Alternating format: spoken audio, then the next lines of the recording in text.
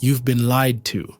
The story of Jesus Christ you've been told is just the tip of the iceberg, a sanitized, perverted version that hides a contradicting truth. Christ wasn't just a name, it was a title, a position to be achieved, and Jesus wasn't the only one to achieve it. The reality is far more empowering and revolutionary than you've been led to believe.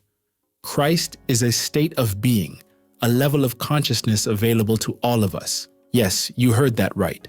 All of us. The ancient Kemetic proverb by Thoth the Atlantean, also known as Tahuti, states, "Gods are immortal men, and men are mortal gods." This is not poetic language. It's a fundamental truth about your nature and your potential.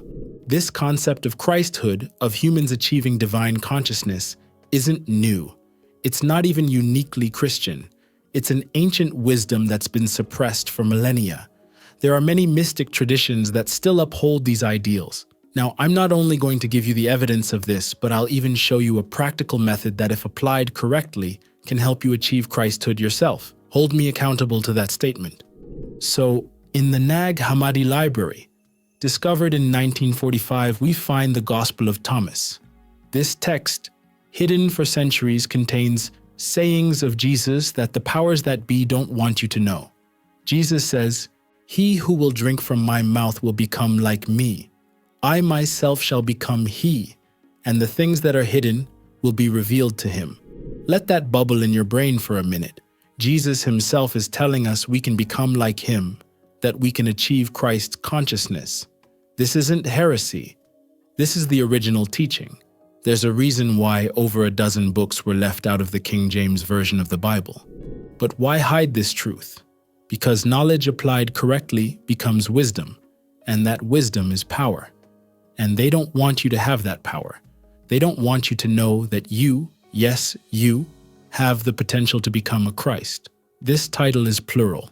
Look, we aren't trying to offend anyone here, but there are many things the far east of the world knows that the West and formerly colonized regions of the world don't know.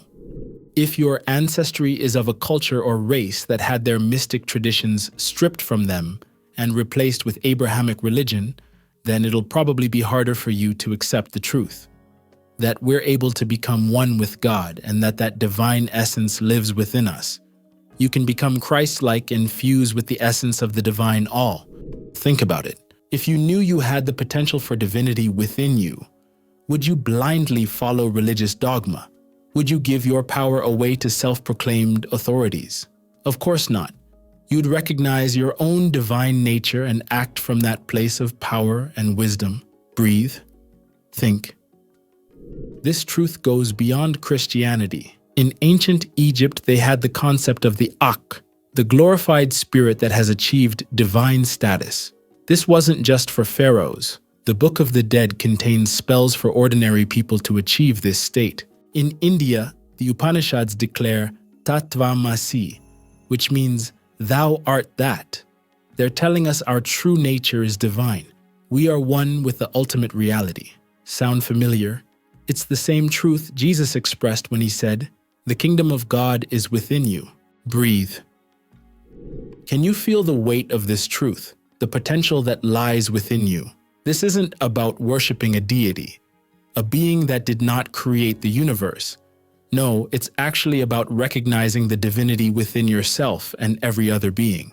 Alright, so the idea of achieving Christhood or divine consciousness has been echoed by mystics throughout history who had achieved these states through experience, often at great personal risk. Meister Eckhart, a 13th century Christian mystic, dared to say, "The seed of God is in us."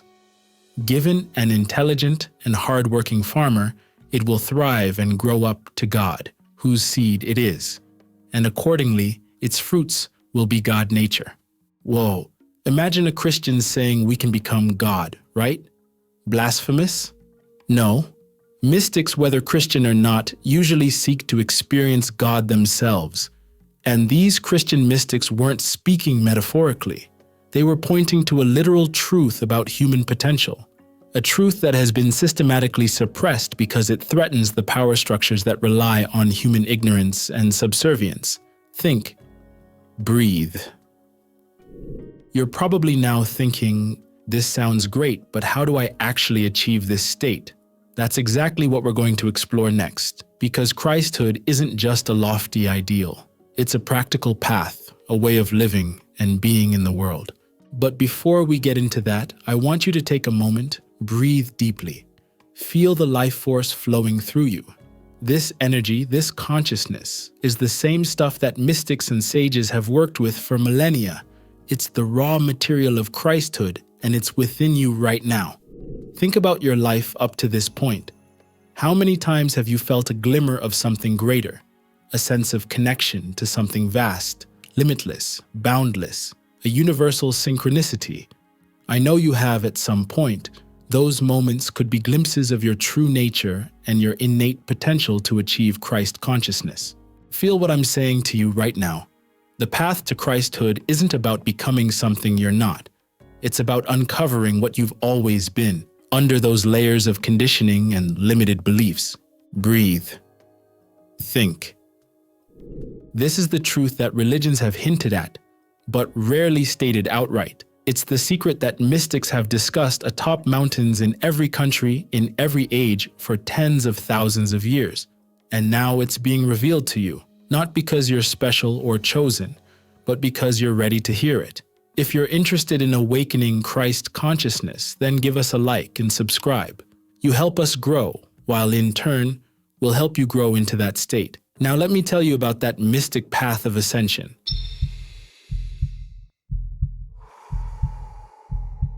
Now that I've burst open the truth about Christhood, let's zoom out for a minute. This concept isn't just a Christian thing. It's a universal truth, recognized by mystic traditions across the globe and throughout history. In Buddhism, they talk about achieving Buddhahood. This isn't just about worshiping Gautama Buddha. It's about realizing your own Buddha nature and your innate potential for enlightenment. Enlightenment means fusing your consciousness with the universal spirit, experiencing God within you into a state of bliss, and then living into that newfound reality. The Mahayana tradition speaks of multiple Buddhas across different world systems and time periods. Yes, 1,004 different documented Buddhas have existed, and maybe more undocumented ones. It's the same concept as multiple Christs. In Hinduism, the ultimate goal is to realize your oneness with Brahman, the ultimate reality. The Bhagavad Gita, an ancient scripture, is very direct about this. It states, "Those who see with eyes of knowledge the difference between the body and the knower of the body, and can also understand the process of liberation from bondage in material nature, attain to the supreme goal." The supreme goal is enlightenment.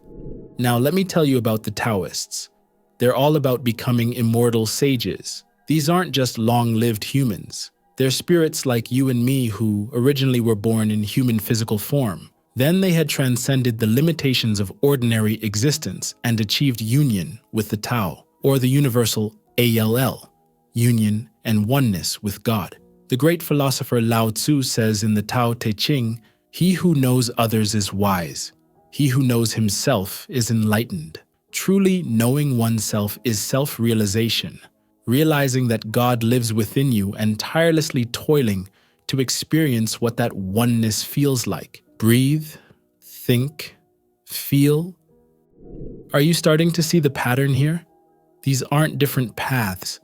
They're all pointing to the same ultimate truth, that we have the potential to transcend our limited human consciousness and achieve a divine state of being. Now here's something else to think about. Many of Jesus' teachings, which we often think of as uniquely Christian, can be found in much older traditions, some of which I mentioned. For example, love thy neighbor. You'll find this concept in ancient Kemetic texts thousands of years before Jesus. The instruction of Amenemope, dated to 1100 BCE, says, "Do not laugh at a blind man nor tease a dwarf. Neither interfere with the condition of a cripple." When it says interfere, it's stating don't make their condition worse. Or how about do unto others? Confucius was teaching this wisdom around 500 BCE when he said, "Do not do to others what you do not want done to yourself." Does this diminish Jesus' wisdom? It doesn't at all. If anything, it elevates it. It shows that Jesus tapped into a universal truth, a timeless mystical philosophy of ascension that transcends all time and all culture. Think. Jesus wasn't just a teacher of a new revolutionary way of life. He was a master who had achieved a state of consciousness that aspiring sages and mystics have sought throughout history. Think about it. Why would these same ideas appear in different traditions, separated by time and distance? Because they're pointing to a fundamental truth about the end goal of the spirit, becoming truly a son of the sun, a child of the light. The Sufi mystic Rumi wasn't just being poetic when he wrote, "You're not a drop in the ocean. You're the entire ocean in a drop." He was expressing the same truth found in the Hindu concept of Atman and Brahman, the individual soul, and the universal soul being one and the same. Let me say that quote again. You are not a drop in the ocean. You are the entire ocean in a drop. Powerful. In the Hermetic tradition based on the teachings of Tehuti, rooted in ancient Kemet, we find the principle of correspondence, as above, so below, as below, so above. It's another way of expressing the truth that the divine and the human are not separate, but reflections of each other. Now pause for a moment. Take a deep breath. Feel the air filling your lungs, the blood flowing through your veins. This body, this human experience, isn't an obstacle to your divinity. It's the vehicle for your divine consciousness. It's the tool you use in your journey of awakening into Christ consciousness. If you do want to strive for that, of course. Think about your life experiences, the joys, the sorrows, the triumphs, and the challenges. All of these are part of your path to Christhood. They're not distractions from your spiritual path. They are your spiritual path. Feel the connection between your individual existence and the vast universe around you. You're not separate from it. You're an integral part of it. This is what the mystics mean when they talk about unity consciousness. Now, you might be wondering, if this truth is so universal, why isn't it more widely known? Why isn't it taught in churches and schools? The answer is simple and stark. This knowledge is power, real, world-changing power. And throughout history, there have always been those who wanted to keep this power for themselves. But here's the thing.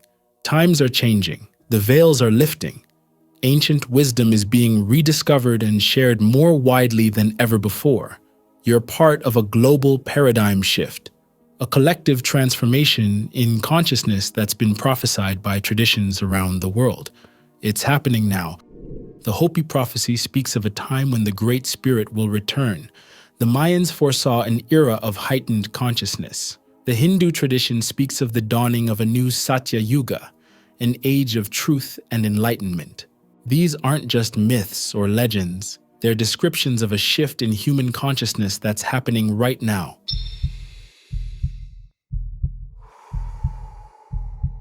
Now that I gave you all the context and the universal nature of Christhood, how do you actually walk this path of spiritual ascension? How do you awaken the Christ consciousness within you? First, understand this. Christhood isn't a one-and-done deal. It's not a finish line you cross. It's a state of being that you cultivate, moment by moment, day by day. It's about continually expanding your consciousness and your capacity for love and wisdom. Let's start with the foundation, self-knowledge. The ancient Egyptian maxim, know thyself, should be the cornerstone of all spiritual growth. This isn't about knowing your favorite color or your Myers-Briggs personality type. It's about diving deep into the nature of your consciousness, exploring the depths of your being. One powerful tool for self-knowledge is meditation. But I'm not talking about just sitting quietly for a few minutes to de-stress. I'm talking about deep, transformative meditation practices that allow you to explore and expand the nature of your mind and consciousness. Try this. Sit comfortably with your spine straight. Close your eyes and focus on your breath. As thoughts arise, don't try to suppress them. Instead, observe them. Where do they come from? Where do they go? Who is the one observing these thoughts? Open your eyes. Breathe deep. Relax. This practice, known as self-inquiry, was taught by the Indian sage Ramana Maharshi. It's a direct path to recognizing your true nature beyond the mind.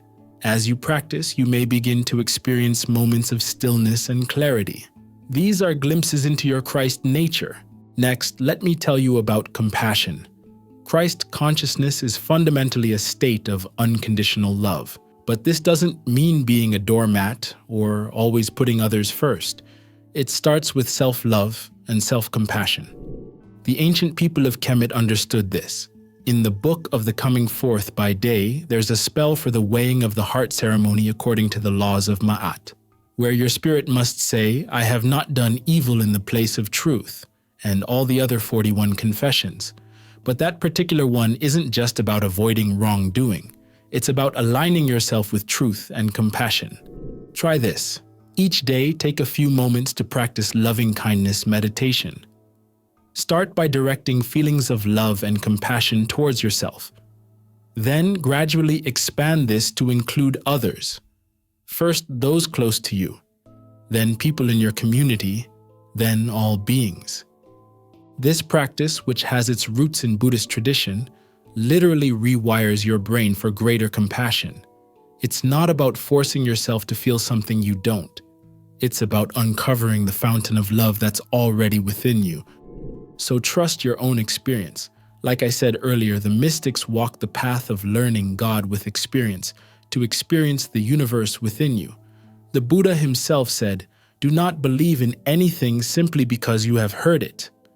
Do not believe in anything merely on the authority of your teachers and elders, but after observation, meditation, and analysis, when you find that anything agrees with reason and is in alignment with the good and benefit of one and all, then accept it and live up to it." Pay attention to those moments when you feel a sense of expansion, of connection, of love that goes beyond the personal. These are glimpses of your Christ nature. They may come during meditation, in nature, in moments of service, or unexpected everyday situations. As you walk this path, remember that you're not alone. You're part of a long lineage of seekers and awakened beings. You're part of a global community of people who are waking up to their true nature. And remember, this journey isn't about becoming perfect. It's about becoming more fully yourself, more fully human, more fully alive. It's about allowing the divine to express itself through you in your own unique way. So, what are you going to do with this knowledge? How will you begin or deepen your journey to Christhood? The path is before you. It's not always easy, but it's infinitely rewarding. Every step you take towards realizing your Christ nature is a gift, not just to yourself, but to the whole world. Because here's the truth. As you awaken to your Christ nature, you help awaken the world. Your consciousness affects the collective consciousness. Your light helps illuminate the path for others. Now let's dive into a powerful practice that can help you tap into your Christ consciousness. It's called a body scan meditation, and it's not just some new age fluff. This technique has roots in ancient wisdom traditions and can be a game changer in your journey to Christhood. Here's why this matters. Your body isn't just a meat suit you're lugging around. It's a living, breathing expression of the divine. Every cell, every atom is pulsing with the same energy that creates universes. By tuning into your body, you're tuning into the cosmic frequency of creation itself. This meditation helps you develop a razor-sharp awareness of your physical being. But it goes deeper than that. As you scan your body, you're not just noticing sensations. You're connecting with the life force that animates every part of you. You're sensing your oneness with the all, because guess what? You are the all, experiencing itself as you.